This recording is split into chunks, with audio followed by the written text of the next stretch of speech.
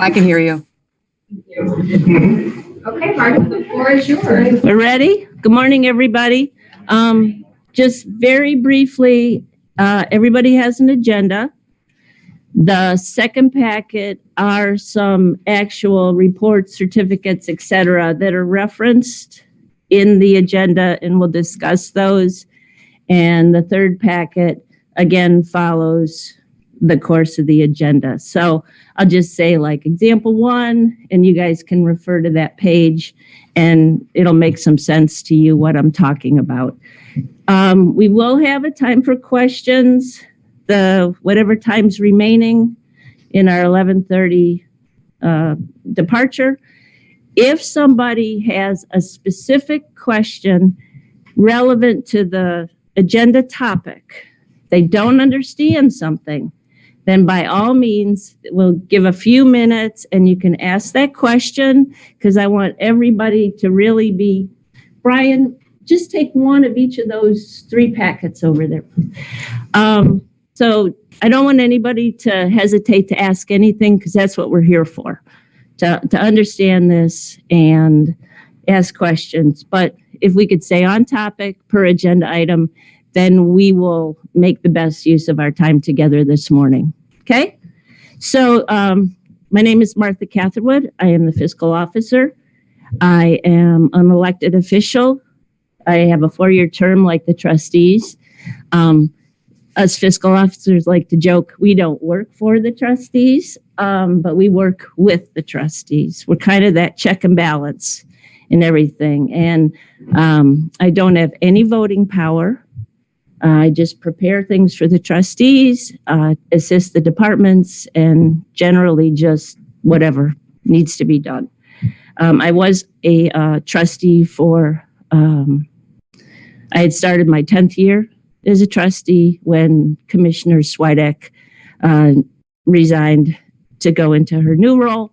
And the trustees at that point appointed me fiscal officer, and that was in 2017. And then Melissa was appointed to fill my term, and that's how we all got here. So that's our introduction. So the first thing I'd like to explain, we're going to try to start so it makes some logical sense how we begin this process of appropriating township funds, what our revenue sources is, and what the statutory, what the statutory restrictions and guidance are on those uses. So first thing we have is, and this will be your example 1, your top page in the second packet. Our budget is determined by an estimate that's provided to the Medina County Auditor's Office the summer before the actual year. So, and we all kind of joke about this because all it is an estimate. We're putting in numbers, we're estimating carryovers, we're estimating expenses, but this is necessary because the auditor needs to provide us with what is example 1. It's called the official certificate of estimated resources for Hinckley Township. And from there, we can move forward and we can determine our temporary appropriations that gets us through January of the first year before we have our permanents approved by the trustees. So if you look at this certificate, this example 1, you'll see that every single one of our funds is listed there at that place and time of July of, in this case, July of 2020. July of 2021. And there's an estimated unencumbered balance, presumed to be our carryover as of January 1, 2022. There's estimated property taxes. And then other sources could be anything from local government funds, they could be grants, they could be fees, they could be EMS, we contract with a billing company to bill out our EMS services. And with all that, then the auditor comes up with a total of, in this case, $6,311,648.36. So that sounds kind of low to us, but that's to be expected. Like in the past, trustees have looked at this and they're like, how the heck does that happen? Well, a lot of factors. This is an estimated carryover. It's not an actual carryover, so it's somewhat deceiving. But from that, what we do is we can move into the new year, in this case, 2022, staying within that $6 million number, and we can spend money in January. We can pay everybody, we can pay our bills, we can move forward on that. And so that is the function of that first certificate. As soon as December 31st passes, January 1st, what I do is I send to the auditor our actual carryover, and that's represented by example number 2. And you'll see it's an amended certificate because it's amendment number 1. The numbers are different. And, if you look at that, and also on page, example number 3 is the more detailed part that goes fund by fund. But you can see the numbers are pretty significantly different than the estimated carryovers. And then again, there might be some tweaking with the auditor. They'll get the local government fund determination from the state, and our taxes, other sources might go up just a little bit. For the most part, though, it's very consistent. And the difference in that is about $3 million difference. So this amended certificate, as approved by the Budget Commission, tells us that we can appropriate up to $9,732,083.10. So that's what we have to run with when we do our permanent appropriations. Does anybody have any questions about how we determine the budget? Yep. I know in business, from a budgetary standpoint, the kiss of death is carryable. Because what you want to do is come in as close to the number as you possibly can. If you have carryover, regardless of what the amount is, are you subject to any adjustments by any of these entities that fund your budget to, well, they had X amount of carryover, so we're going to short sheet a little bit on this and this and this? Yeah, no, that's a good question. Come out exactly on the budget, or is it your goal to have some carryover, a lot of carryover, no carryover? Are you penalized for having carryover? So that's a very good question. So I don't know if the Zoom folks could hear, but Jim asked about, can we be penalized for carryovers? Because the goal is that if you are requesting taxpayers to pay property taxes and levies and all those things, you should need the money, right? You should be reliant on those sums. So what I do have to do when I submit my carryovers at the beginning of the year, I have to submit this to the Budget Commission. I have to explain to them why we have these carryovers. So for example, this year, we've always had a significant carryover in the police department just because of the levies that were put in place over the years. And every year I have to explain that we've increased our staffing, medical and hospitalization. There's no preparation for that in most cases. Some years we look at, we're lucky if we get a 20% increase. We're grateful. But when the numbers first come in, we're looked at a 35% increase in our hospitalization from year to year.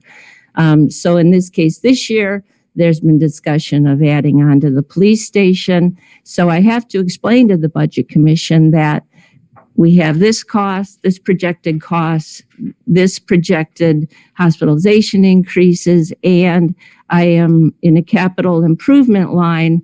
I'm planning for an eventual modification of the building. Same with fire department. We'll have carryovers because those pieces of equipment for a fire department are tremendously expensive. And so within a normal year budget, we could never buy a fire engine. So we have to plan ahead and maybe not appropriate all the funding we have in the fire line to say, and I'll explain to the budget commission that, in 2 years, we're going to have to buy a new engine. And this year we're going to have to buy a, ambulance. I think we have a tanker. We're talking about a tanker right now. So these huge apparatuses are expensive. And then again, there's conversation about the expansion of the fire department. Are we going to have to add a full-time, or are we have to do these things? So I prefer not to spend down. There's some townships that spend down every year, but as long as I can explain why I'm carrying over, the budget commission does not, they don't penalize us, but we could. At some point, we talked about relaxing one of the police levies because of the extensive carryover. Like, let's give people a little break for a couple years and maybe put it towards something else. But, it's all subject to demand and personnel and everything else. Does that answer you? Yeah. So whatever encumbrances might be carried over into that may have, whether it be insurance or or expenses or something like that, you are treated with a sympathetic ear, a reasonableness. Yes. It clearly doesn't happen in private business. I can tell you. No. And that's a good thing, because there are things that come up along the way, and there are reasons for carryover. It's just not that you're being. And we're different than a private business. We're not making a new widget every week, right? We don't have the advantage of making more money, expanding our business. We are locked into funds. Gary? Yeah, Martha, you got a listing here, which is it's salaries, expense, but the other topic is capital. Okay, for the big ticket items, do you run a separate listing of capital items that are projected out? All the fire trucks are going to need to be replaced. Yes. Yeah, there's usually a 5-year plan, 10-year. And can you show that projection? When we get to the appropriations, I can probably answer that question better in detail, but all the departments prepare 5 to 10 year a plan. So that could include personnel, it could include capital improvements, it could equipment, everything else. And a lot of it is that we are small, we all talk and we sit down with, whether it be the trustees, the liaison department heads, very frequently, and I say, what are you buying this year? That's a conversation I'll start having with everybody come October. Let me know what you need. What are you buying? What do you plan? And then sometimes it's just because I've been doing this so long, I know to expect the unexpected. So I tend to layer that with the what ifs. And it's you, Cameron. We're on a cash basis accounting, correct? Mm-hmm. Yep. All right. Yeah, Chris. How do you figure in, because they're so huge, I know I'm not using the right term, but under Trump, it was the CARES Act, and under Biden, it's the... You know what? That is an agenda item. So we'll talk about that specifically. Okay, so now the fun part, I'm going to move on to funds, which is example 3. You kind of looked at it when we were talking about the budget. And I'm just going to briefly go over the different funds that the township currently has. There's a lot more funds than this available through the auditor, but these are the funds that we rely on and their sources of revenue and the uses that they're restricted. We have one unrestricted fund, and that's our general fund. And that is based on the inside millage allowed by the state by statute, where we don't have a levy for the general fund and we don't have a levy for the road and bridge fund, but the state allocates up to a certain amount. I think it's 1% of value. I mean, I could go into a very lengthy thing, which isn't necessary for this, but they have a calculation that when the property taxes are determined, they will provide us inside millage on that. And currently the township has, I think, 2.55 in total. 1.55 is allocated to the general fund, and 1 is allocated to road and bridge. By resolution, we can move that around. I could say to the trustees, you know what, let's change it 1 general fund and 1.55 to road and bridge. But we changed it a few years back because we found that putting it into the general fund, the majority of it, gives us a lot more needed flexibility. And this occurred, I don't know if anybody remembers the really big rain storm, the 1,000-year storm we had, I think in 2012, in May of 2012. And I mean, we just got devastated. The police department was underwater, bridges, huge culverts had just collapsed, roads were caving in. It was awful. We just had destruction. And at that point, Colleen Swidak and the trustees decided, you know what, we need that flexibility in the general fund to be able to spend that money in an emergency if we need it. And so we moved it. That being said, we didn't take any money away from road repairs. We actually created a line in the general fund that pays for concrete specifically. It can also pay, do paving projects too, but that's where the majority of our concrete funding comes, and we can move that around. And so we haven't taken anything away from road repairs. And then the general fund is also supported by the local government fund, which comes from the state. And this year, I think it was right around, I think it's like, I'm sorry if I can't remember, but it changes. It's usually around, it's not much. I'm going to say 90,000, but that might be too much. It used to be a lot more, but the governor, in I think it was 2013, just slashed it. It was Voinovich, and he just slashed it and took away, I think, half of our local government funds all across the state, which, and then he told everybody he was giving them a tax break, and then everyone has to raise their taxes locally. That's just my soapbox. And so general fund can also be supported by fees, renting things out, grants, fines, etc. Then we go into our restricted funds. Oh, I'm sorry. Can you break those out, the various funding sources? I mean, do you break these out somewhere? Oh, yeah.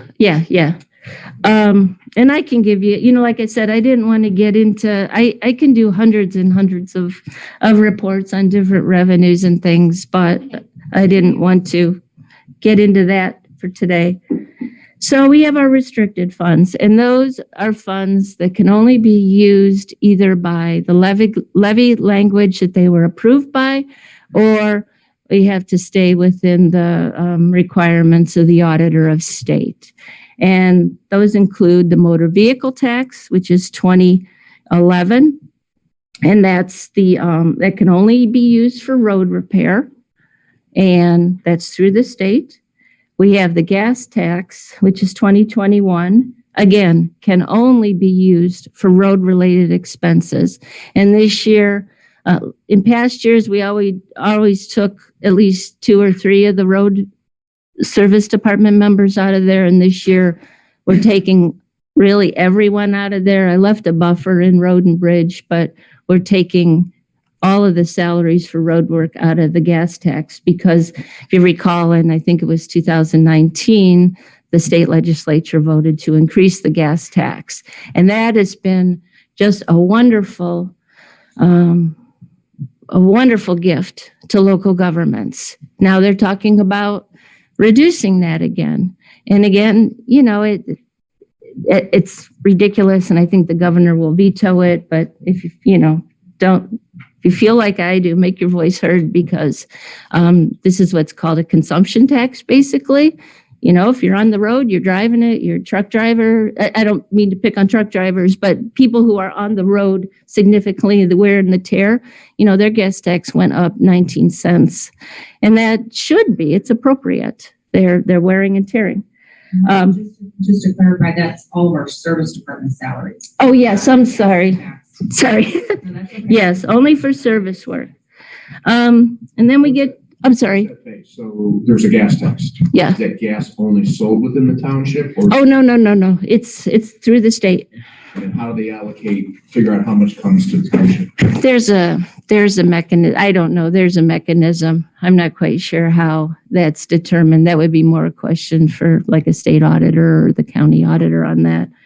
And nothing at this stage, because as the adoption rate of electric vehicles increases, there's nothing at this point that will come from that. Well, you know, and I looked into that, and I think that's farther down in the back when I get into another topic. But so we did see a drop in 2020 due to COVID. You know, we saw a slight revenue drop in the gas tax, which we expected, but it bounced right back up. And I want to make sure I get my numbers right on this one. But where did I put that? Somewhere on here, I have the number for the gas tax, the increases, and I don't want to get it mixed up with the permissive tax. Oh, I'm sorry, 70,000. Yeah, it's increased over the years it's been enacted. It's increased township revenue for road work, $70,000 a year. So that's pretty significant. We haven't had to go to you guys for a road levy because we have these other resources. Good thing. Road and Bridge 2031, again, that's inside millage, can only be used for road-related expenses. 2041 is the cemeteries, and the cemeteries are funded by fees and sales of cemetery plots. Yes, ma'am. And just to make sure I'm reading this correctly, this chart, the unencumbered balance is what we had left over from the previous year. Mm-hmm. So the new sources of funding would be under other sources. Well, property tax revenue is under taxes, so that would be real estate. Inside millage, you can see taxes under general fund, that's the inside millage. Taxes under road and bridge, inside millage. Taxes under police and fire are the levies. And then everything else would be, you can see that gas tax doesn't have anything under taxes, it's just other sources. And that's the projected revenue. That's really new monies. Yes, exactly. So prior to 2019, we were seeing, you know, $80,000 in that line rather than the 150. Thank you. You're welcome. Zoning 2181, again, fees and fines. That's fee-based. Sometimes that can be considered an unrestricted fund according to the auditor, but for our purposes, we don't use zoning money for anything else but zoning. We do draw from the general fund for cemetery and zoning, though, if we run short on those fees.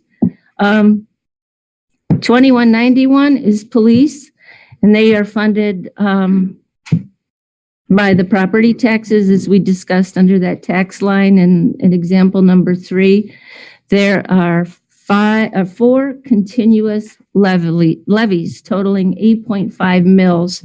And sheet number 4 gives the breakdown that I just received from the county auditor for this amendment number 1 in January. So that gives you an idea of the years the levies were enacted, the amount they bring in, and their millage. And if you total all those together, you'd get that $1,445,000 number. Other sources could be grants, fines, etc., sale of equipment if that passes. And then the same with the fire. The fire has 3 levies. 2 are continuous levies, and the one in 2017 that was passed is a 5-year levy. That's the only levy that will expire, and it will expire this year. And I'll talk about levies a little more as we move through this. We'll just stick on the funds for now, but we'll get into the levy discussion a little bit. 2221 is drug law enforcement. We really haven't used that fund much, but it is restricted to drug intervention or drug education. So Chief Sentner has talked about getting some materials for outreach on that, and we can only use the funds for that. 2231 is permissive. That's the fee you get when you go in and you renew your license tax. And in 2019, the trustees approved an additional $5 fee for township residents. And that, from that point on, is generating an additional $34,000 approximately annually for township roads. So again, rather than an overall levy on everybody, the trustees have gone the route of looking at these consumption or user fees to keep property taxes down as best they can.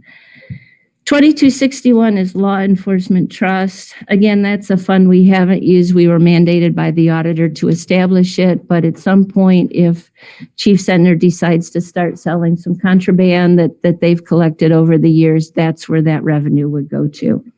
And then we get into the coronavirus relief funds, American Rescue Plans, which we'll discuss in detail a little farther. And then we have 4401. You won't see that on the certificate of estimated resources because that's primarily for if we get a grant or funding from Ohio Public Works Commission, which is a entity that provides resources for larger road projects. And if in fact we did get a grant, then I would open that line and ask for another amended certificate, and it would show on there. And then we have a 9001 fund that has no money in it because it was a gift given to the township many years ago for beautification. And that fund was expended, an example, like for the sidewalks that are along there, for the front of the old fire bay, etc. Any questions about the funds? Cool. Okay, revenue. So as we discussed, we rely on property taxes. We at the end of the prior year, we request an advance from the Medina County Auditor by trustee resolution, and then the taxes are provided to us 2 times a year. Usually there's 4 or 5 advances included in each half, and then the last advance is called a settlement, and that's where we have to do a memo receipt because we do have to pay the county auditor for their collection. And again, that would be under that taxes line on the certificate. Then we have quarterly receipts that we get. And the main one, we have a cable franchise agreement back when the cable lines were installed in the township. And that's why sometimes, that's why we don't have any other providers in the township, because there is an agreement with the township. And we do get, 4 times a year, we get a fee paid by the cable company, but it's significant. It's $58,000 annually. And so that goes into the general fund, and that helps with a lot of different things on that. Monthly receipts could include the local government funds. Those come once a month from the auditor. And then once a month also we'll get a sheet showing gas tax, permissive, and the MVL. We have a billing for our EMS service through the fire department. We do a soft billing. And then what that's considered is if you are a resident in the township and you do not have insurance, we don't collect, we don't bill. If you do have insurance, your insurance will get billed for the type of transport that you've been, that you've needed from the fire department, as well as a gasoline mileage rate. And that all comes through our billing company with its Life Force. And that has generated a significant amount of income to the fire department. It could range from, $170,000 to $200,000 a year, depending on call volume. Again, these are all things that we use rather than the levies all the time, or the amount of millage that a levy might be necessary to do. And then we get intermittent receipts. We'll get liquor money from the various bars or places that sell liquor. We'll get a cigarette tax. These are pretty small, not insignificant, but not, nobody's writing home about them.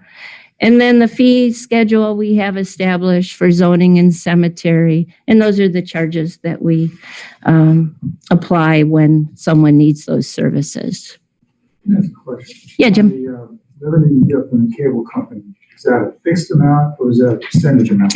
It doesn't vary much, but it is dependent on the amount of subscribers. So do you have the ability to go sit down and renegotiate the deal with those? No, because Like percentage more than a fixed amount.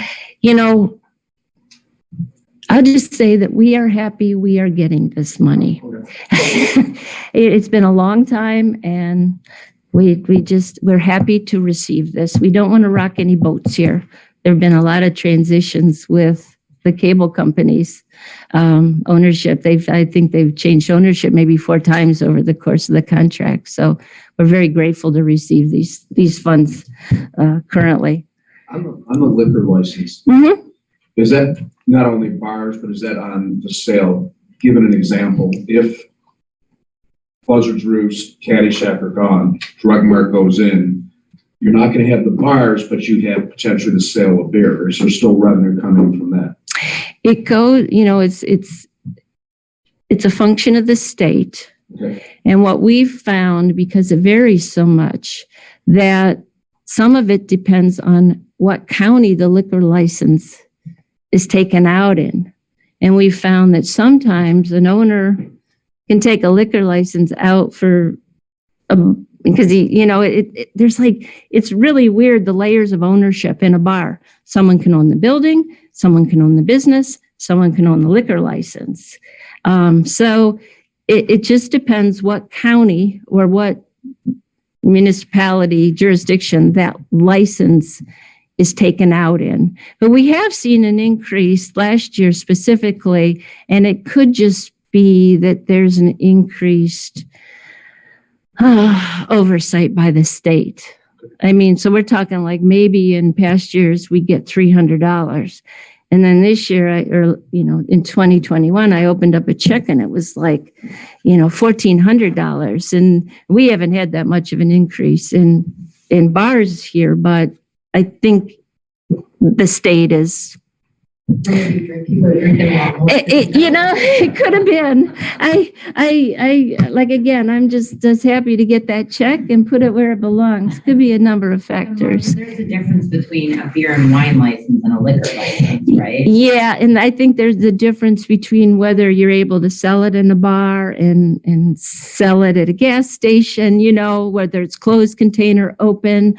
I am no expert. I know nothing. I'm not going to say that. I know nothing about how the state determines that. Okay. But like I said, I'm grateful to get whatever monies they will send us so we can use it.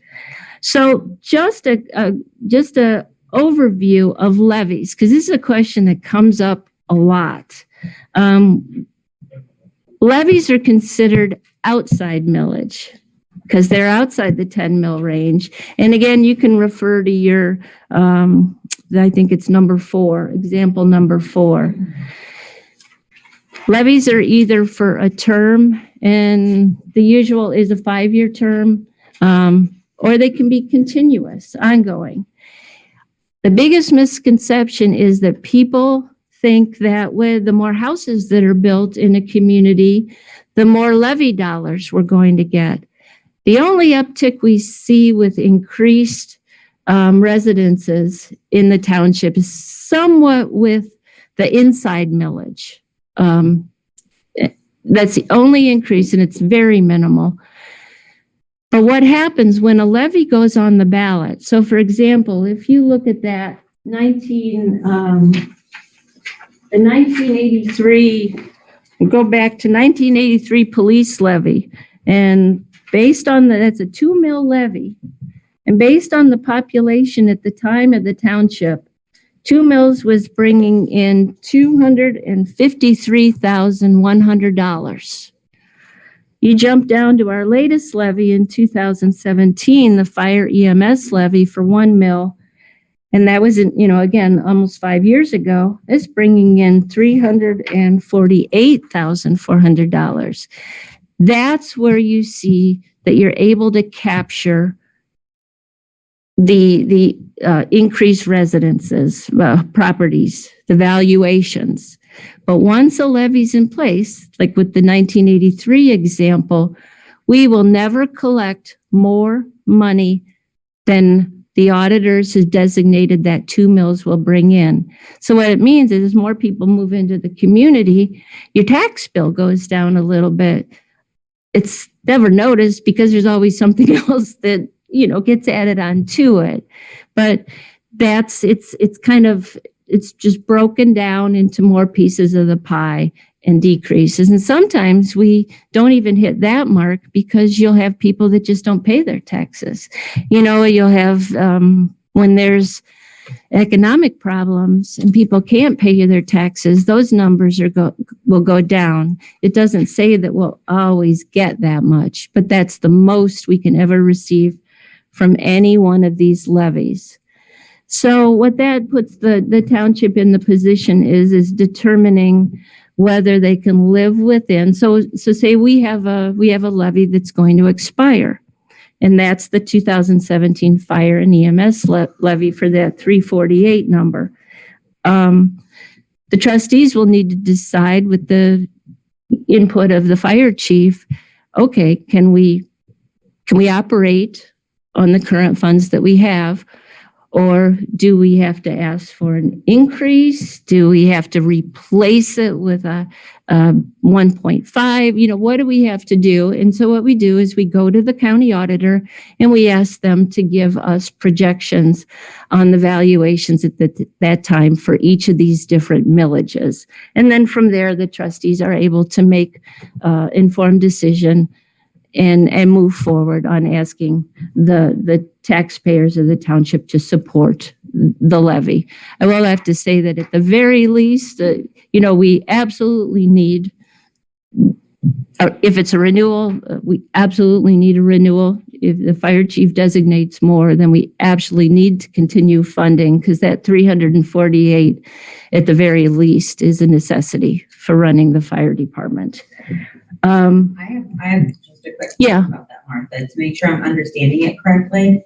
So, like for instance, the 1996 EMS that we have. So, when all these tax abatement expires, the township won't get any additional funds for that. Everybody's taxes will essentially go down probably minimally, but that's what's going to happen. Yeah, so when you're looking at, if you look at the top, and I don't want to, get too much into the weeds here, or even the columns on the matrix, you're going to see that there's different valuations for different types of property. You're going to see resident agricultural, you're going to see new construction estimated, you're going to see commercial, you're going to see all these different things on there. And the auditor looks at them and they come to their determination. But yes, tax abatements, I'm not a fan of tax abatements, but for example, and while we're on that topic, a lot of people ask about Aldi. Aldi was tax abated for 15 years. We have two types of tax abatements in the township. We have a pre-1993, which is an automatic. I mean, the Medina County Economic Development Office, they manage the tax abatements for us. I shouldn't say manage them for us. They manage them for the applicant. And there's not much we can do. about that. That's an automatic 15-year abatement. So for example, when Aldi built their original structure, they were abated for 15 years. They are currently paying taxes in a good amount on their old building. The new construction they added, and I want to say it was probably around 2015 or 14, that is still abated. And then that'll be abated for about 8 more years. And then they'll pay their taxes on that. But Aldi is a very good neighbor to the township. We don't get a tremendous amount of money. If you look at these numbers, the impact of a smaller business going into the township is pretty minimal with the abatement. I think we like to think it's going to have a lot more of an impact than it does, but it doesn't. And then on the other side of the street is the post, I'm going to call it post 93 abatement. That one is a lot more difficult because that abatement requires, the school district that resides in, it needs their approval, it needs commissioner approval, it needs township trustee approval, and there's probably some more layers. It probably needs auditor's office approval, but there's a lot of layers on that, and the applicant has to apply for it, and then they have to convince all those partners in that property that it's to their best advantage that they get the abatement. I don't think any abatement should be given because they're here for a reason. They're here for location. They're here for demographics. They're here because it is the best place for them to be. And saving them several tens of thousands of dollars off their tax bill isn't going to change their decision one bit. So my feeling is we shouldn't give any abatements. And I am on that council. So For another 3 years. yes, for another 3 years. Would you happen to know if the senior citizen development goes in, who's going to pay for the yearly taxes? Would it be the renters or would it be the property owners? So, and I know Gary brought that up at the steering committee meeting, and I did address that at the last trustee meeting. They're renters, so I would assume the commercial operation that's renting the units will offset their taxes in some way on their monthly rentals.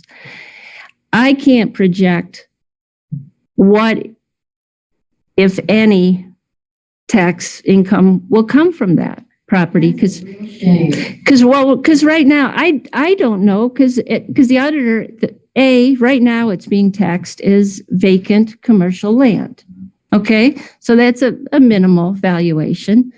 As it should be. It should be. Until those units are built, until the improvement and infrastructure is put in, until all that happens, the auditor can't even give you an answer on that because then he's going to go in. I say he, but it's a group of folks. They go in and they're going to apply a valuation to those units that then will be passed on in the form of property taxes to the corporation that's renting the units.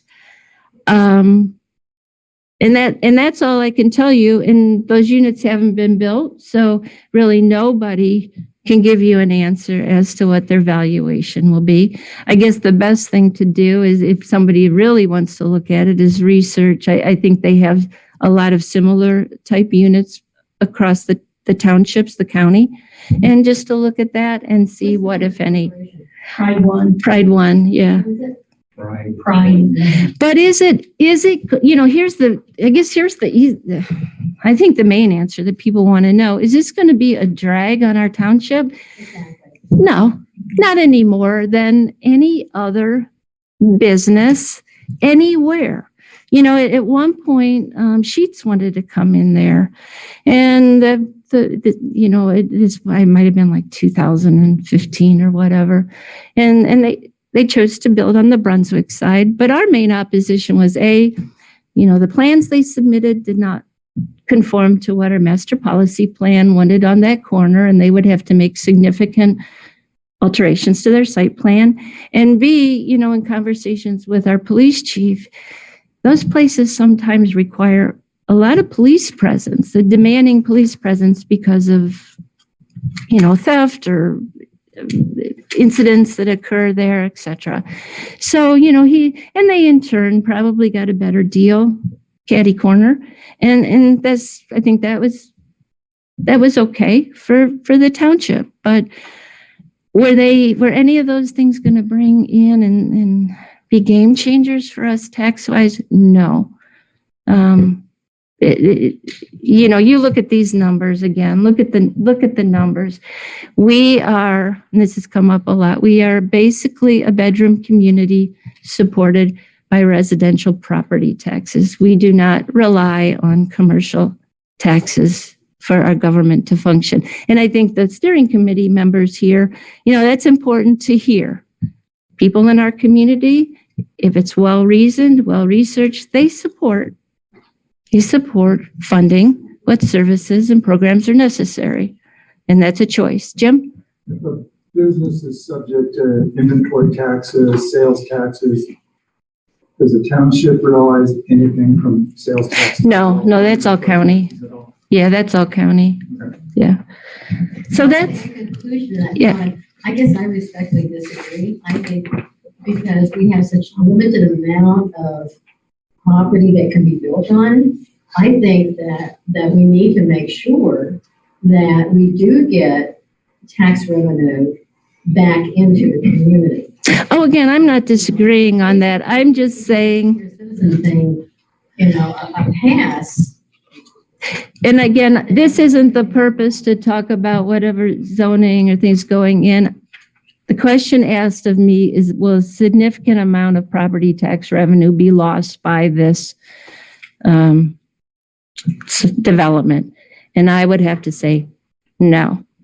If it's And that's- residential. Pardon? If it's residential, but if you put continue that retail space, for example, or single family homes, has that evaluation? Yeah, you know what? We can talk about that toward the end. Okay, we got to move forward. And I'm happy to answer it, but I don't want to get off track. I want to move on. Yeah. Okay, so the big, there's a big sheet here. This one, I think, is like the third. So this is an example of our permanent appropriations. And I'm not going to go over this in great amount of detail, but, enjoy it at your leisure. That's what I'll say. Enjoy it at your leisure. Yeah. But so this is kind of like what we take after the temporaries. And what I did for the trustees this year, and to be helpful, is that I also, because what I do is I usually just lay this in front of them. I say, this is how much money I recommend you guys appropriate to this line this year. And they're like, and they don't have a crystal ball to remember, well, what we spend 3 years ago on it. So this, nor should they.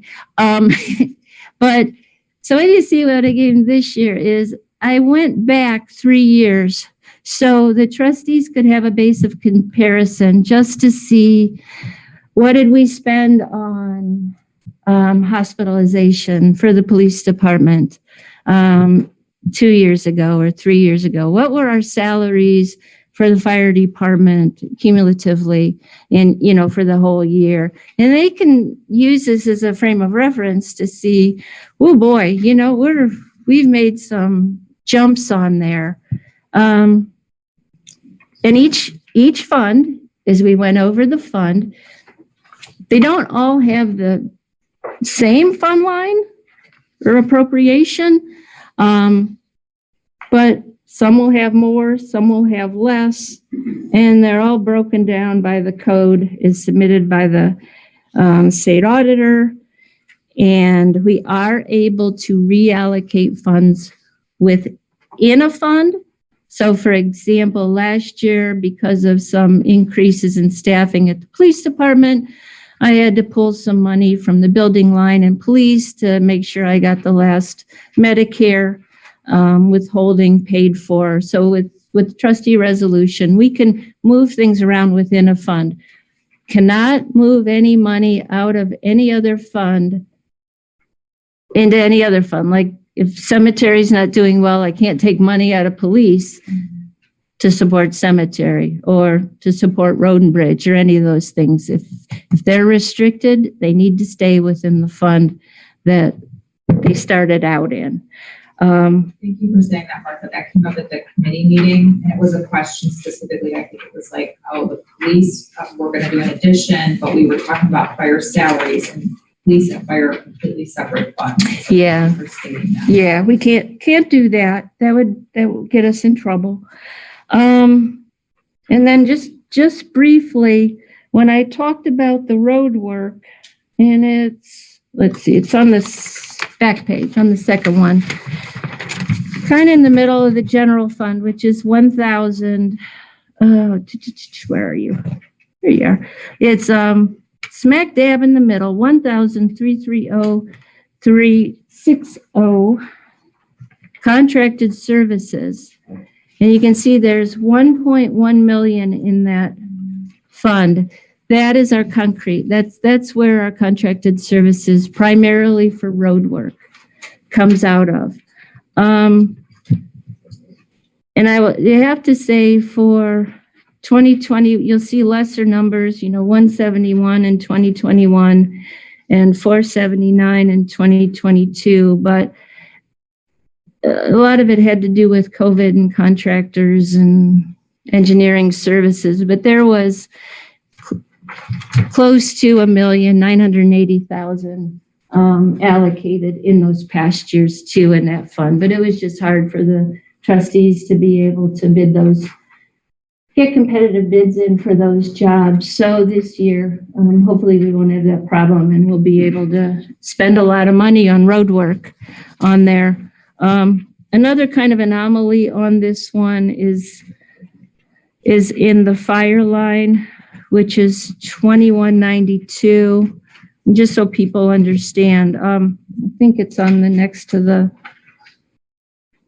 third of the last page.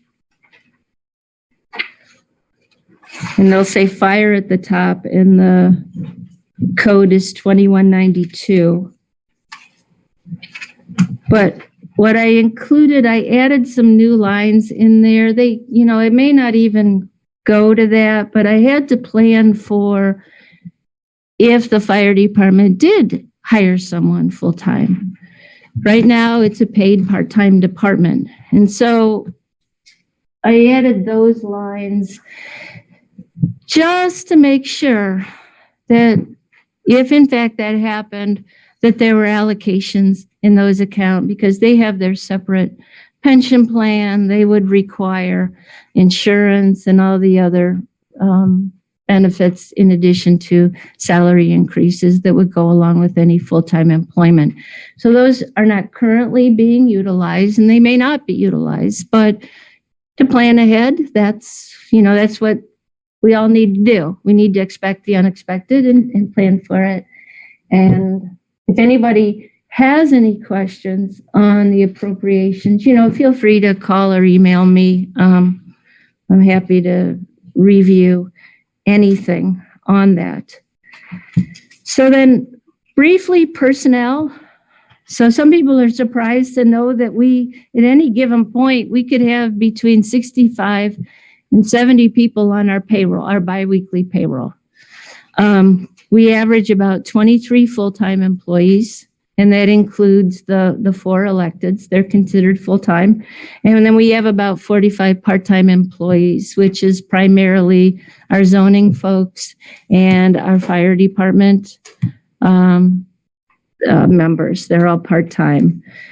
And everybody is a member of OPERS, all the full-time people, and the part-time fire people pay into Social Security and Medicare. Our part-time police and service and zoning office staff, they pay into OPERS also. Our zoning boards are paid Social Security, Medicare. Our police department is represented by the OPBA, the Ohio Police Benevolence Fund. Every 3 years, their collective bargaining agreement is negotiated. That is online on the SERB site if anybody wants to look at it. We have a sergeant's contract and we also have a patrolman's contract. And, some of you, I think, well, hopefully it'll go quick. There've been a couple of negotiations where we've gone a year, working with them to negotiate the terms of that. But so, that's a significant, and we should be paying our police officers well. We've retained them. They get good benefits for the security of the township. It's a good course to go, but sometimes it'll take a little while. And all the other wages are really they're hourly for the most part. Zoning boards are paid by the meeting, and a lot of those you can find in the organizational minutes online. That's when those are approved by the trustees. All the electeds, their salaries are by statute according to budget. So right now we're still in the $6 to $10 million range. It is likely that this year we will have an amended certificate in excess of 10 million. And so that'll get us into a new ballpark we haven't been in before. Any questions about personnel? Cool.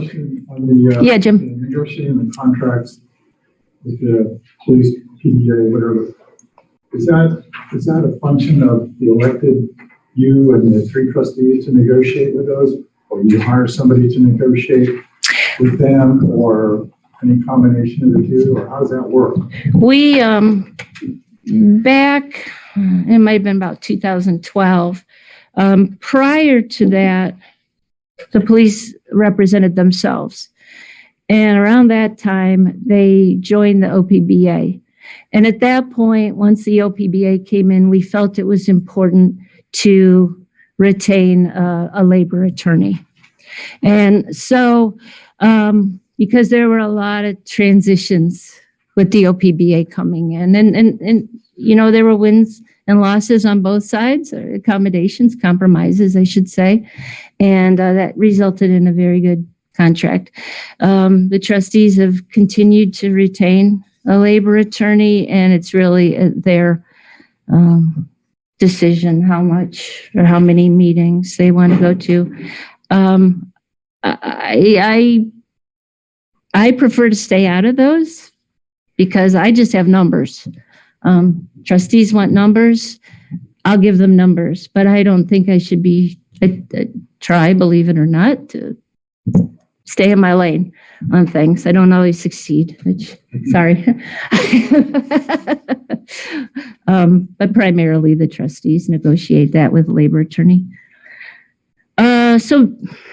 Question, since we're talking about. Yes. Does the township, and maybe this is for Melissa, does the township retain the general counsel, or do we just do it ad hoc whenever you need something? We typically use the prosecutor's office, but for the police contracts, which negotiations will happen this year, we have a outside attorney that we do retain as needed. So for instance, we will set up our first meeting with the patrolman and the sergeants without that person, so that we can kind of collect information and see what they want before we move forward. So we try to be responsible with those funds, just like any other funds, use as needed. Thank you. Is that what that $10,000 line item is for this year? That's for general legal counsel for township stuff. So for the police negotiations, the trustees will make a resolution for a determined amount. We usually start about 10,000, and then I'll do a purchase order for the firm that's represented us, and that comes right out of the police line because it's their negotiation. So once a month, I know this question had come up too. So the trustees have 2 meetings a month. The only opportunity the trustees have to sign bills is at those meetings. We do not process any bills or payments any other time, except we have a resolution that allows me to pay a bill if it's going to incur penalties. And that happens sometimes with, the billing cycle of different things. And what we don't want is we don't have to pay a fee for a late fee for anyone, but we always put that back on the payment register at the meeting for the trustees to approve. And so every month, what I provide the trustees is a bank reconciliation report. And on that, it shows all the outstanding checks that are there in the checking account. It shows the investment income we've received. It shows what all the balances are and any adjustments if necessary. So they have that document to peruse and ask any questions. It's not going to let me, it's all through the UAN, Uniform Accounting System, through the Auditor of State. So it won't let me even print anything out unless it balances. So I can't send them something that doesn't balance. We just got to figure out where any issue lies. So that's done monthly and provided to the trustees. As far as debt, and this is, again, something you can look at your leisure, but 5 and 6, and I ended up making 2 5s. Sorry about that. But 5 and 6 are, this is the amortization schedule for the 2 Ohio Public Works Commission loans. The township took out, I want to say in 2018 and 2019. Yeah, I was trying to think audit-wise when it came up. But, and those were primarily for significant projects in the Brookside subdivision. They're zero interest loans, 20-year term. There's 2 payments, a biannual payment to OPWC. In that line, you'll see on debt service under Road and Bridge. And that just gives you the idea of when the loan will be, both loans will be completed. And that's our only debt. We have no other debt other than that. And likely we could pay that off, but since it's 0%, it's like, what? You'll just pay it biannually. Investments, we have our primary checking account with Westfield Bank. We changed to them in beginning of 2020. We were with Huntington prior to that. But one of the benefits of moving to Westfield is they provided the township with a automatic check deposit machine, which ended up being huge with COVID, with banks being, and this was before COVID. But so we got the ability to in-house deposit all our checks rather than going to brick and mortar. And they also offered an interest-bearing checking account, which Huntington didn't provide us. So we moved to them.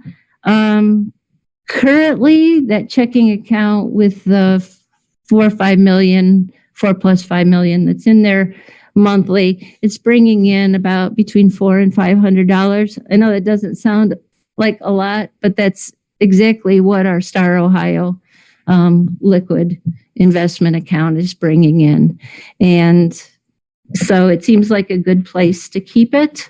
As I said, we have a little over $1 million in a Star Ohio investment account that's run by the state. And if we needed to pull that money out for any reason, we could. It's a liquid account.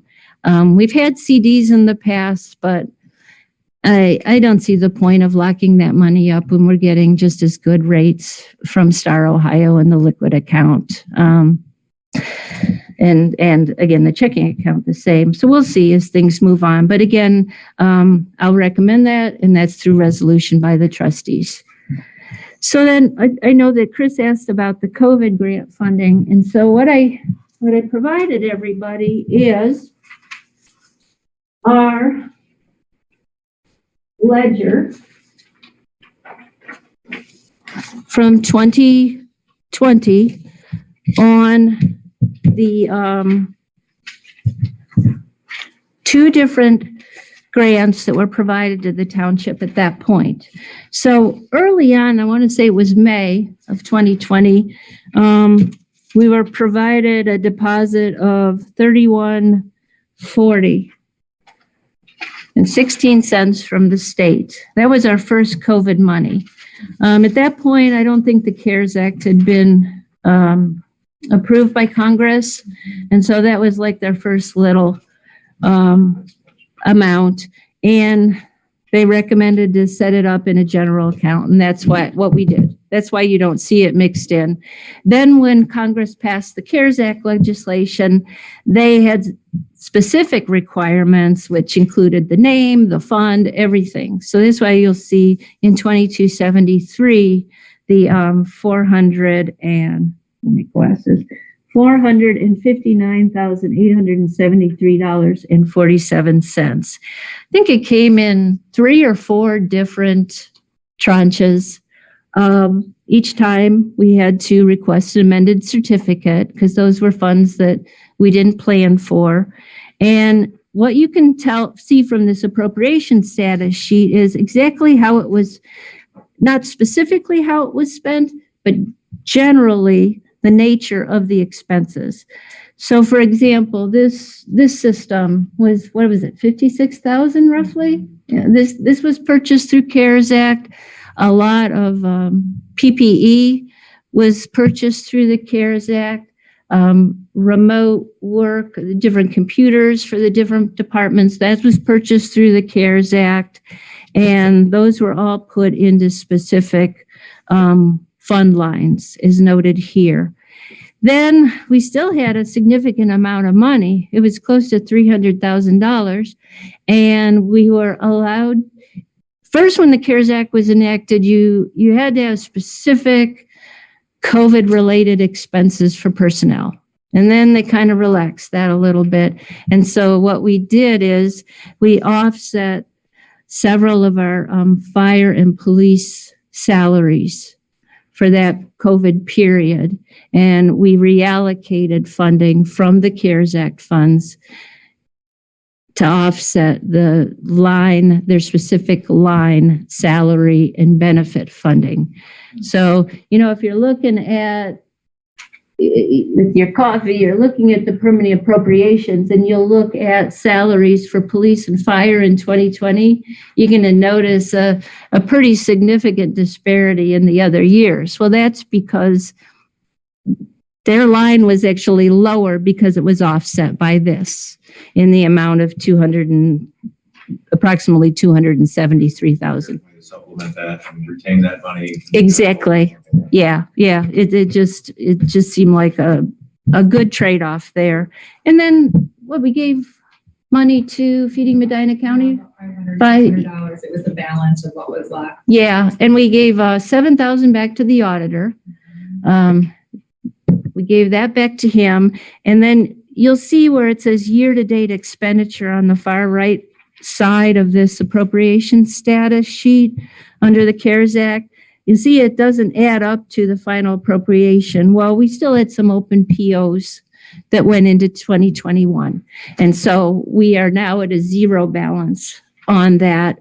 It's all been audited and accounted for and everything is good. But I commend the trustees because there was, we did retain a private counsel to make sure for audit purposes that everything was legitimate and complied with the requirements of the CARES Act on that. And the attorney was paid for through that CARES Act. Yep. Funds. And the reason we gave away that money at the end was because we had a time component to that grant that it had to be used by a specific time. And encumbered. And that's why you'll see the encumbrance there, that current reserve for encumbrance. Those would have been POs or BCs that were carried over into the new year.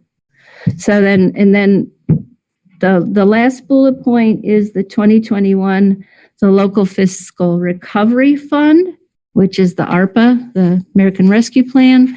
And we received one allocation last year of $422,966.41, and we will receive the same probably about June or July of this year. And they've relaxed or expanded some of the uses of that of recent, but they're pretty defined. I don't think we have to use them. We don't even have to use the money, but it's important to accept it because we can keep all the interest on it. So if it's sitting there for the next 4 years, I think 2026 is when it has to be expended. We might as well keep the interest, even if we don't find a reason to use it. I'm sure the trustees will find a reason to use it, but but there are specific, there's specific guidance on that. Do you have the guidance available that we could, is it on the website somewhere? Well, it's on the federal, it's online. Yeah, it's, I can see if I can find a synopsis of it. I think it's on the Ohio Township Association page as well, that you can get an outline. They keep relaxing it. At first, it was very stringent. You could only use it for X, Y, and Z, and now they're adding all the other opportunities. Yeah, it's, but to Melissa's point, the OTA would probably have the clearer, less wordy version of it. Yeah, it's like 300 pages long. So before we open up for questions like here, I want to address a couple questions that came to me. And I'm sorry to pull out my phone, but the requester asked that I read it just like she sent it. Okay, so this is from Sean Papera. She says, the question she asked is, looking at a 100-acre parcel in a traditional development is divided into 50 lots of 2 acres. The buyers of said lots will be taxed on 2 acres, correct? Now, in a conservation development, if same scenario occurs and it's divided into 50 acres of conserved land and then 50 1-acre homes, the buyers of said lots are only taxed on 1 acre. Correct. Yes. Correct on both of those. Yes, yes. What? You know what? Let me finish though, and I'll get into that. So one, she says, who pays the taxes on the conserved land? And 2, in a 10-year span, is the tax revenue of both examples equal to the township?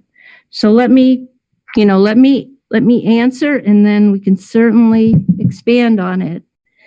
So the conservation land is set aside. It has an easement on it. It likely will have a 0% tax liability on it, but that doesn't mean that there's not value. And I'm going to say this, I'm not on either side of this argument, okay? I'm just giving you the facts here. Property taxes are based on real estate, okay? You could build $1 million home on a 1-acre lot, and you would pay 5 times the amount of property taxes as a $400,000 home on a 10-acre parcel. The auditor's office, the vacant land is negligible, all right? And especially if it has an easement on it.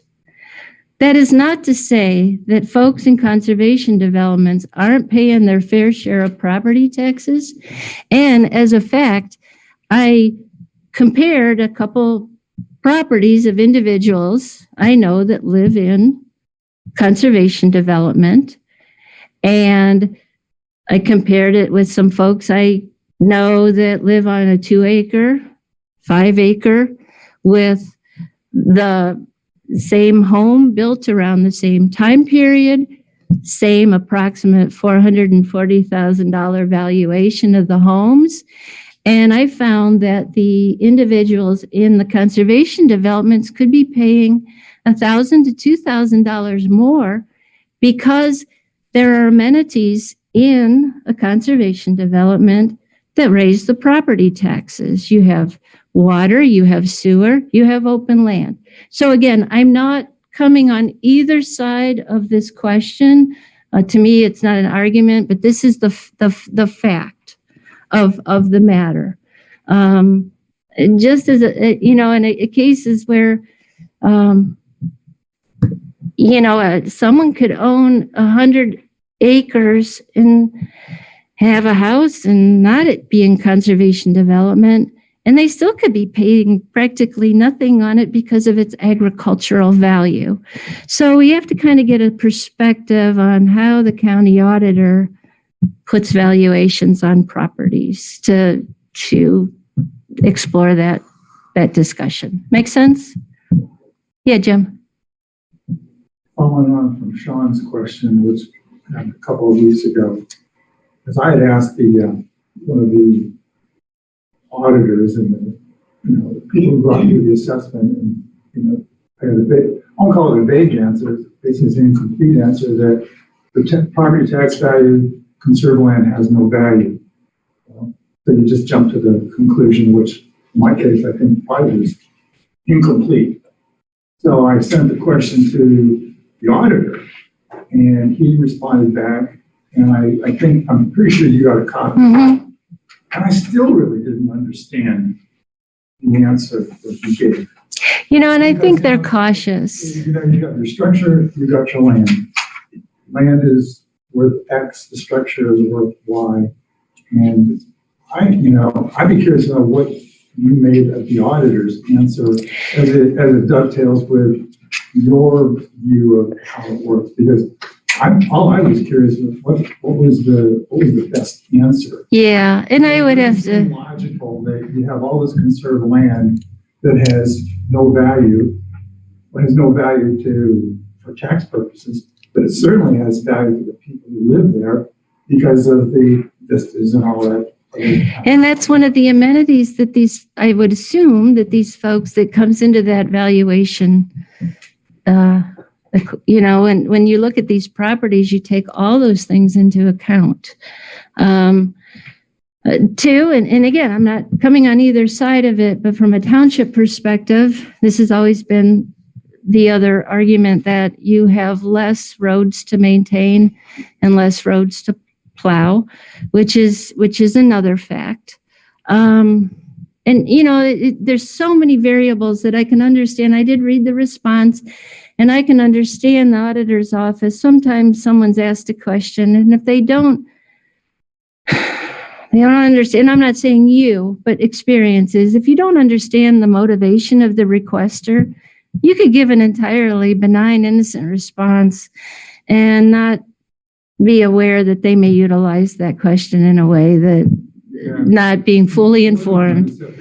Yeah, no, and I'm not saying you were. I'm just saying that when you've worked in that office long enough, you're probably pretty careful about how you answer some questions countywide. That's just my assumption on that.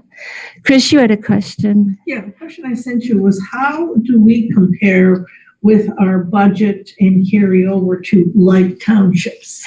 So I reached out when I got your request. I reached out to Medina Township, Montville Township, and Brunswick Hills. To date, I've gotten information back from Medina Township, and so I'm going to let you know what I did find out, but I would like to kind of wait until I get everything. Medina Township she sent me her amended certificate from late 2021, and they have about a $9.7 million budget also. But again, just like we were talking about with properties, right? All townships aren't the same. So, for example, Medina Township, like us, they have a police department, but they contract with Medina City for their EMS and fire provision. So we can't compare like to like. That's a significant variable. Medina Township has how they reach in the fingers to Medina City. They have a significant amount of commercial development. And so, we can look at it on face value, but it's not a true comparison with Hinckley Township. And again, Montville Township, they have a JET agreement on 18 with all the medical facilities along there with Medina City. They have a police department, but they also contract with Medina City and have all the time, since way back on their EMS and fire. Granger and Sharon, which we kind of like the closest amount to us, they don't have police departments. They have fire departments, but they contract with Medina County Sheriff for their police services. So we can't quite compare our costs with their costs because everybody's kind of got a different recipe that they use. But I'll try to get you, just some comparisons and yeah. I'm sorry. Did you had another? answered my question. Okay. All righty. Those are the two questions I got from folks. So if anybody else has a question, Maria? Yeah, I do. Just because I don't have water and sewer, so I'm pretty ignorant on some of that, how comes funded and that. But for those people that do have it, whether they're in a development or not in the development and came down the street, I know they're putting in a fee, the attachments, they pay a water sewer bill. Ultimately, your property tax is going to be higher because that's going to be considered an amenities. But how is that covered, funded, and is what's collected enough, or is there an extra encumbrance on the township because of that? So when, in the case of a subdivision going in, the developer is required to install the infrastructure. And that's up to the developer to pay for all of that. The township has no responsibility on that whatsoever. As far as a residential property outside of a conservation development, and it's gotten really tough over the last 15 years. The county was really encouraging laying water lines back in the 80s and the 90s. I mean, we look at Lodi and Valley City and Lafayette, and you can go down to Litchfield and York.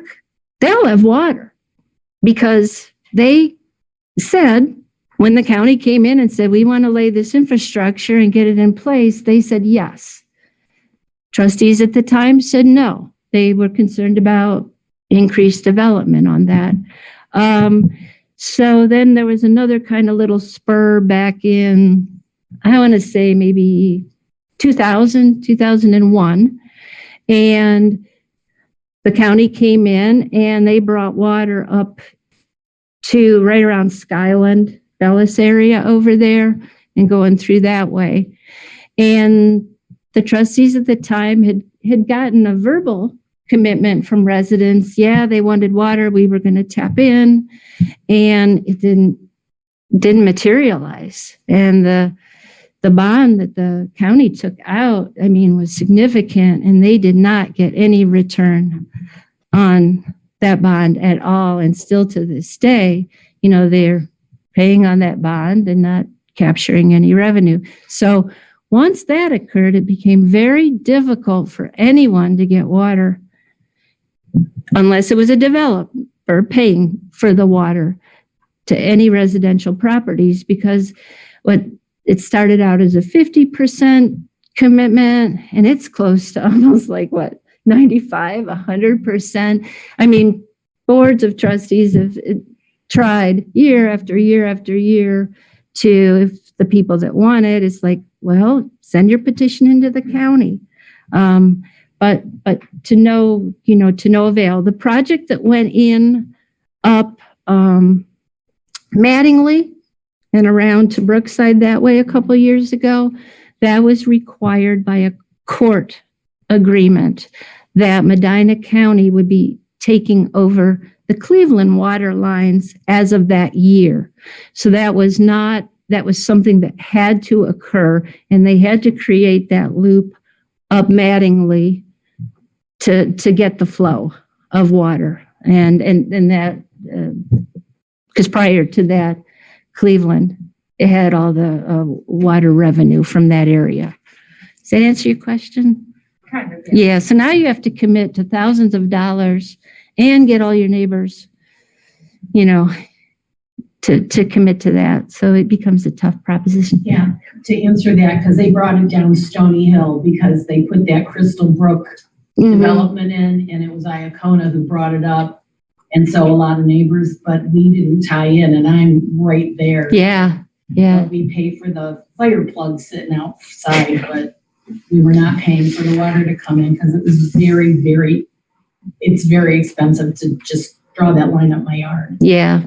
And not all the neighbors tied in either.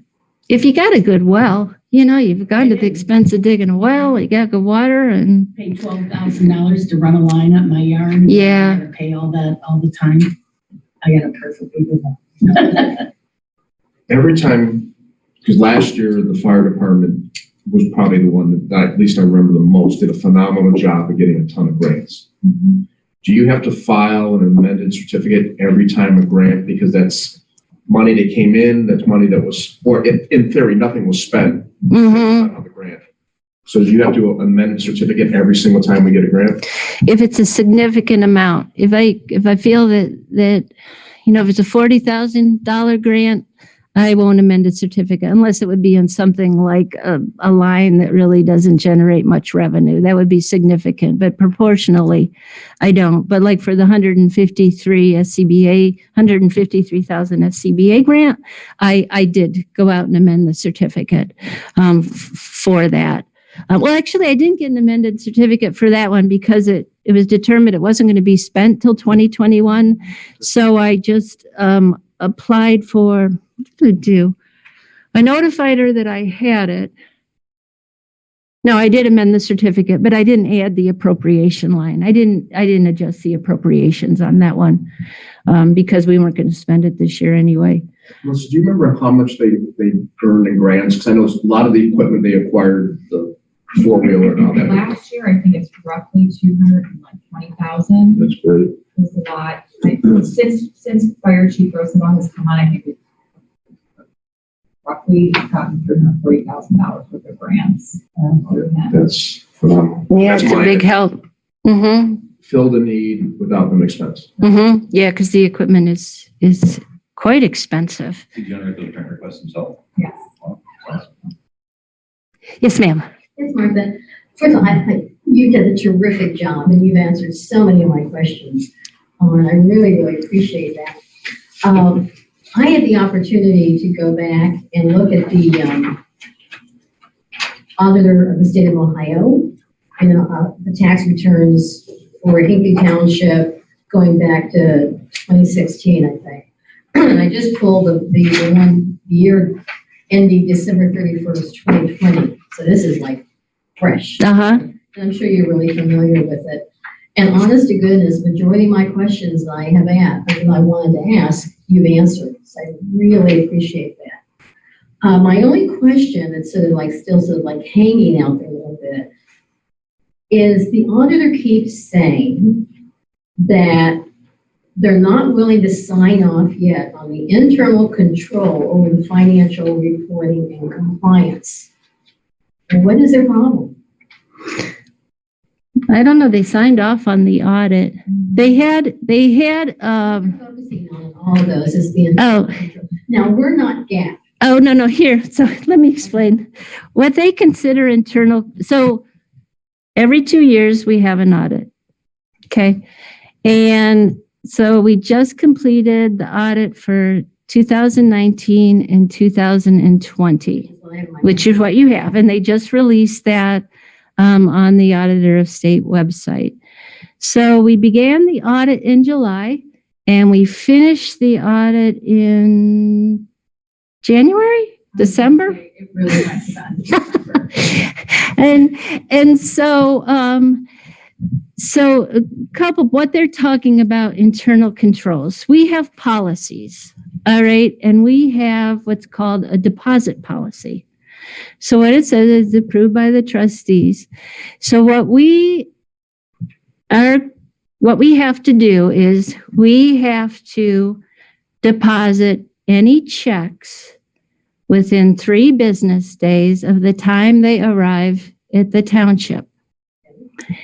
So with the check cashing machine that we got in 2020, that makes it really easily.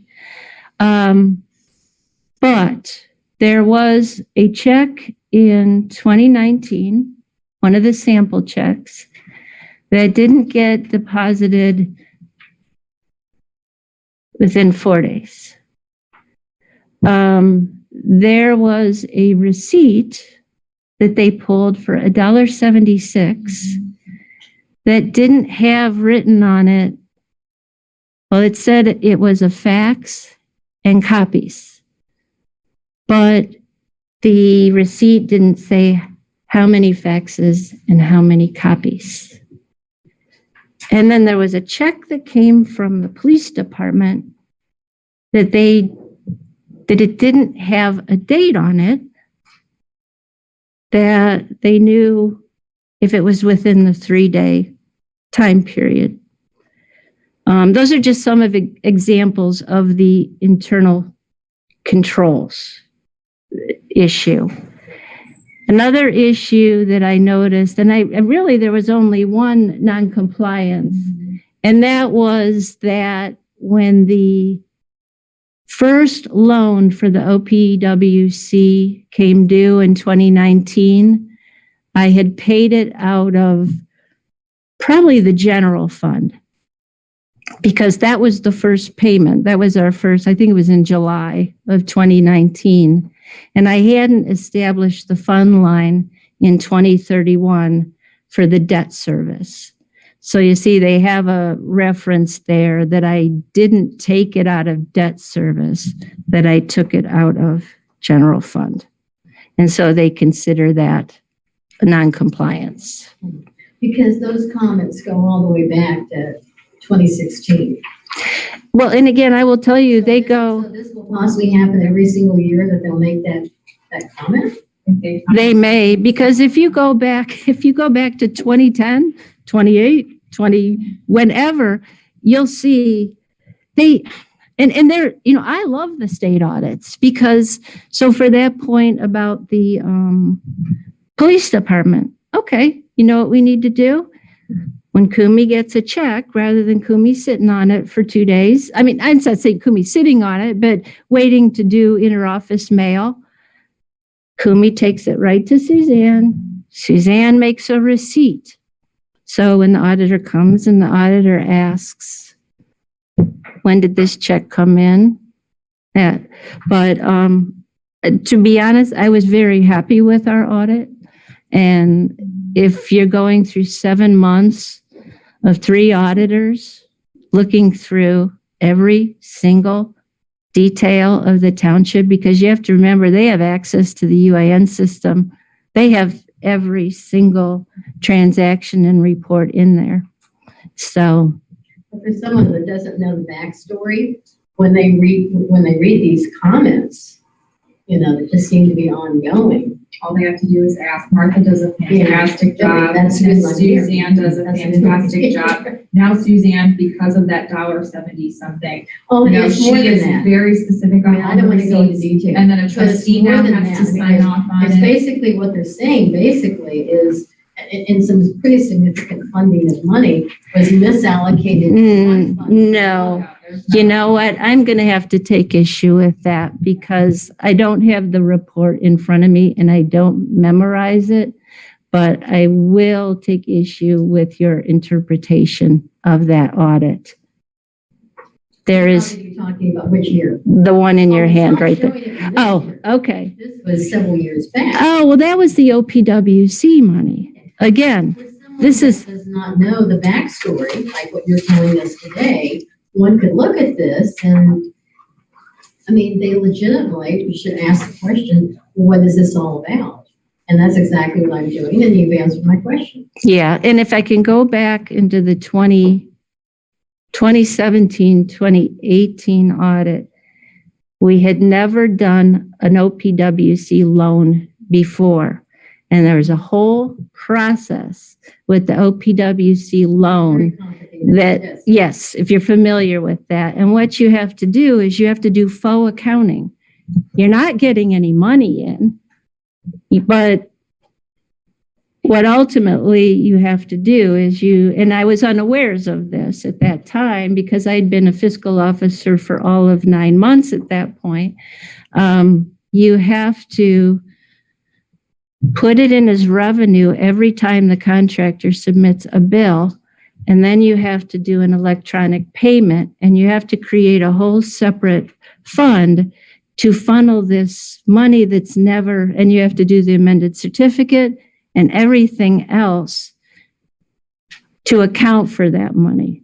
And so that first year that was represented in that audit that you're referring And now you to, know how to do it. and I do know how to do it. And I will say that I am pretty darn happy and pleased with my audits. So that's that. But don't take it personally. Oh, I don't. Because really, the reason I bring it up, and like when you put things down in the public record and you see that kind of. Oh, you don't have to. Hey, I know it's out there. It's an important question to ask to ensure that people understand what happened and everything's okay now. Well, everything was okay then too. Then they shouldn't have put it in this record. Well, they are auditors, and again, I will not. They are wonderful people. Personally. Oh, I'm not taking it personally, but sometimes I think that there are things that could probably, for example, I'm not even going to say it, so I'm going to move on. But yes, I'm glad that you accessed the audit, and You've done a fantastic job. Thank you for this, Martha. I really appreciate it. any other questions anybody has? Brian? Leaving that topic, Yes, sir. I'd like to remind myself never to run for fiscal officer. And, I had a question about COVID. Yes. As a township, were we eligible to apply for the PPP money, payroll protection program? No. That was specific to businesses. Yeah, if I applied recall. for one for my husband's company, and that was not a fun endeavor. It was a very lengthy process, but yeah, not for townships or any kind of government agencies. It's funny, the fiscal officers around the county, we usually get together about 4 times a year. And we just kept saying, are they going to stop sending us money? Are they going to stop sending us money? And yeah, no. And then last year, sending us more money. Thank goodness. We weren't sure what to expect. Financially wise, we were concerned people wouldn't, property tax revenue, a multitude of things, but, yeah, that spigot just. But again, if anybody ever has any questions, anything on these reports,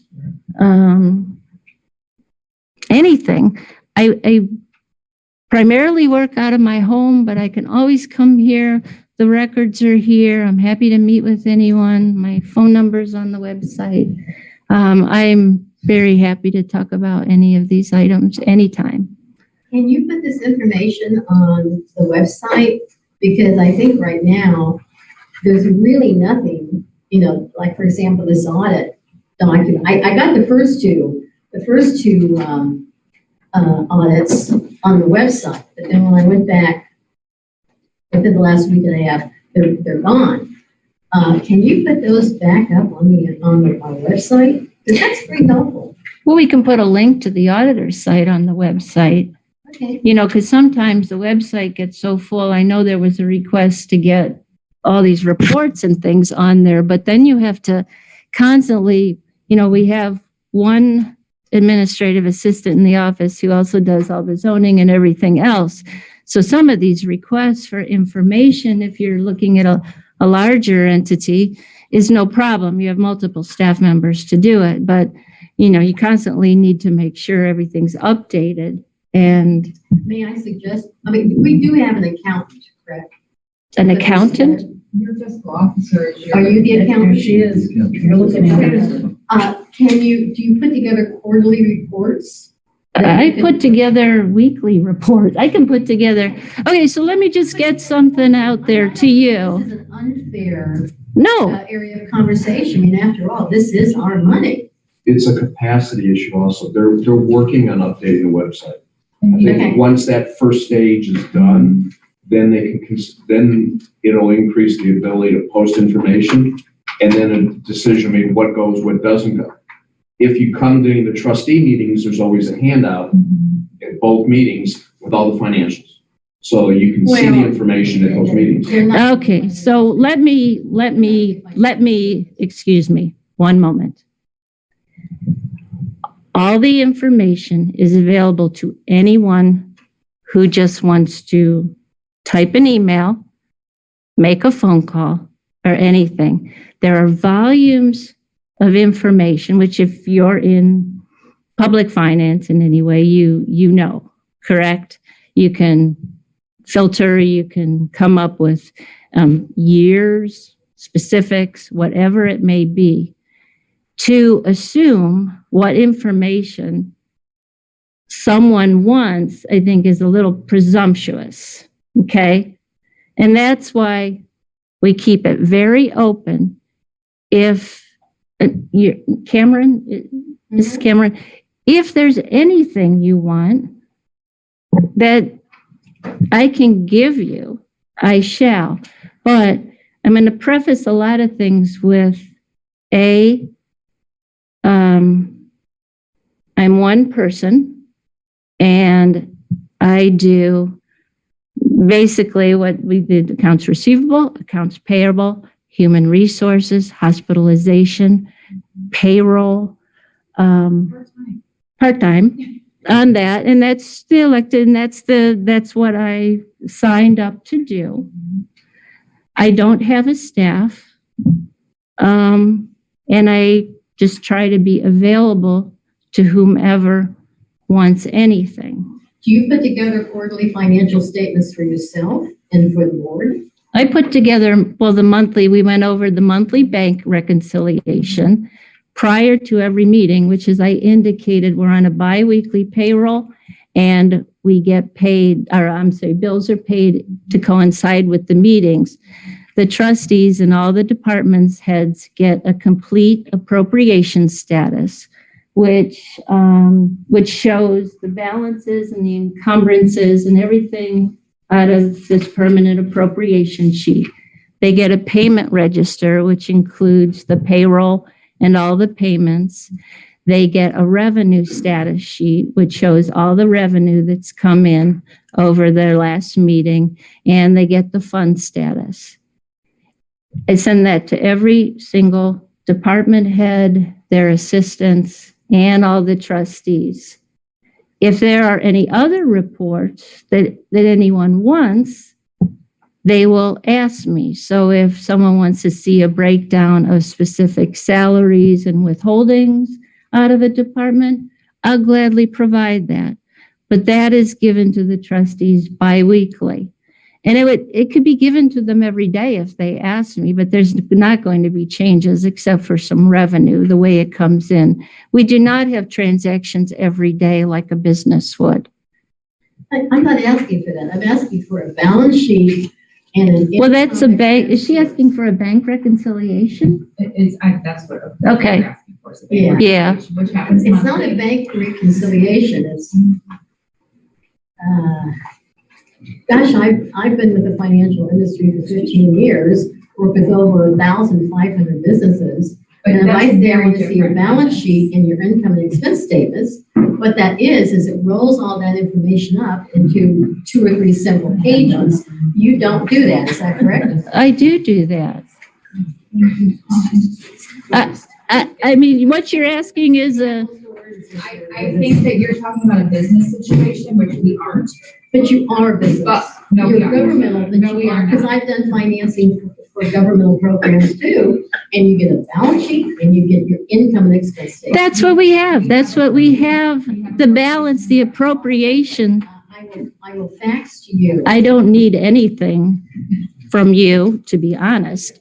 But what I will say is the appropriation status provides. You don't send that information out to the But community. what's happening here, Martha is doing the job of 6 different people and getting paid for half If you a would- person. if you In would- addition to that, That- because of how long she's been here, she's also a mentor to all of us. I mean, I text or email Martha or talk to Martha multiple times a day saying, hey, how's this? Is this good? So Martha's doing a lot more than is required of her. But what Martha is also saying is, if you want something in addition to that, just send me an email. But she's not committing herself to saying she's going to do this, this, and this every single month or every single quarter. But she'll send it to you if it's requested. I I'll think, wait until the next Ohio auditor's report.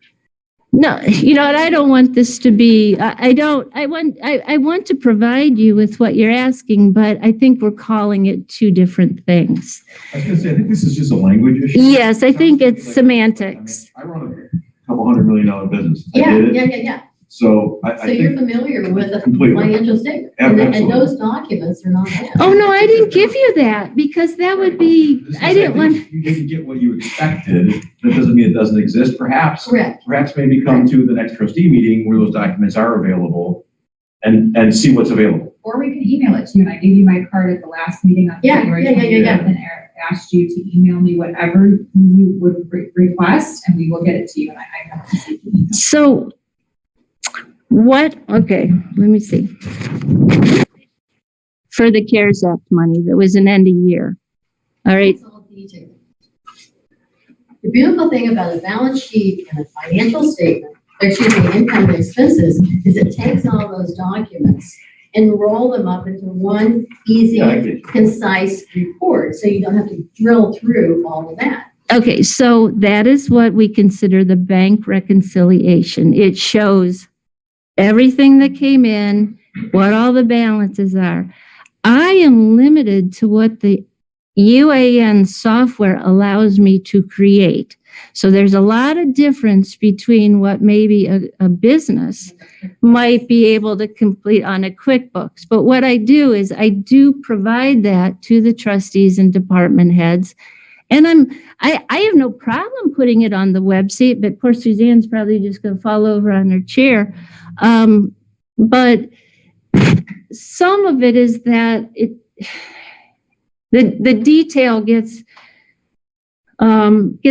confounding for like a resident just wanting to know what's coming in, what's going out, because I have to list my encumbrances, I have to take the year-end balance from the prior year. All these different things are laid out along this spreadsheet.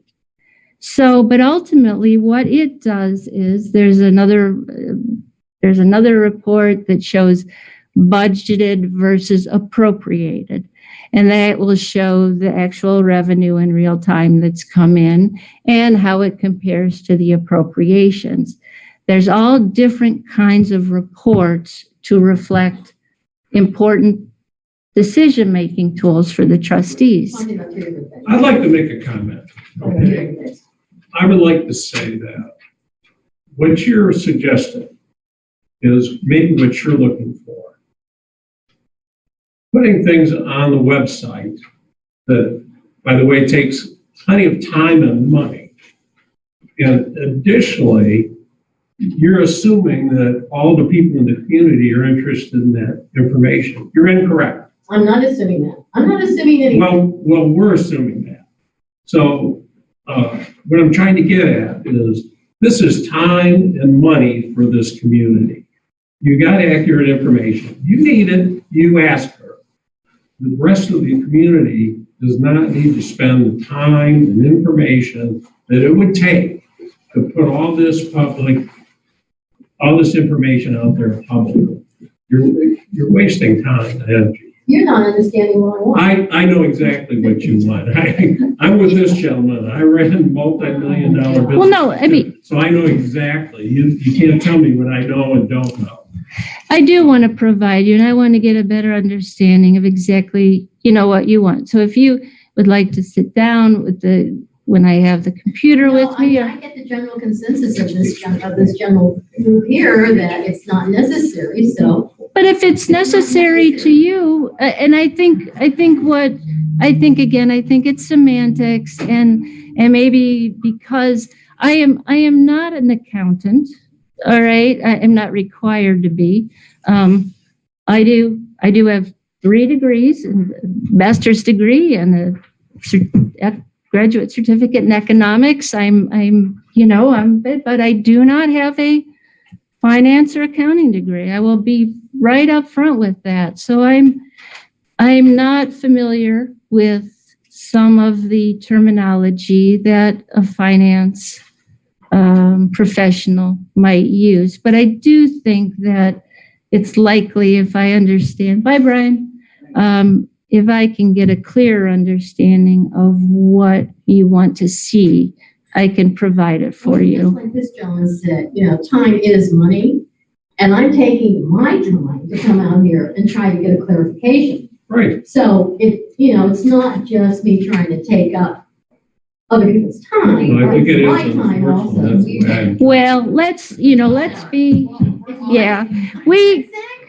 Exactly. That's what I'm saying. Why get all upset over it? If you don't want to do it, just say you don't want to do it. well, you know what? I think it's best that if we don't have any, well, no, and again, I certainly hope that we can provide the detail, and it may be beneficial for everyone to have that. It may be a better document to understand things. It might be a resource to the trustees. So we're all moving forward. It's just kind of like the audit, it all is good. Time. I'm sorry. Martha, thank you for Thank you, Mark. taking. I hope it helps like the steering committee. What you're doing is beautiful. The one thing I'm requesting is take all that information that you have and you boil it up into what a CPA prepared, which you're not, Heather. A CPA prepared statement, and you have the balance sheets and the income and expenses. Yeah. You're on this committee, right? Martha, one of the What you might questions that do- I yeah, when regularly you're get talking is to how everybody, much just do show trustees and fiscal officers make, what their. Yeah, just show, Oh, my. Let's see. full-time job. I don't have I think you guys make it's based on a dollar amount by 200 days a year. And so I think you guys make about. Don't write that down. Can't write down too much. You never At want to this look point, at I'll this. be done by the end of March. Yours is 364. Okay, 1 day off the year. I think you're up to like $19,000 a year. And I think I make right around $28,000 a year. But thank you for all the everything. service. Martha, I learned something every single time you go over. Well, and I hope it was helpful.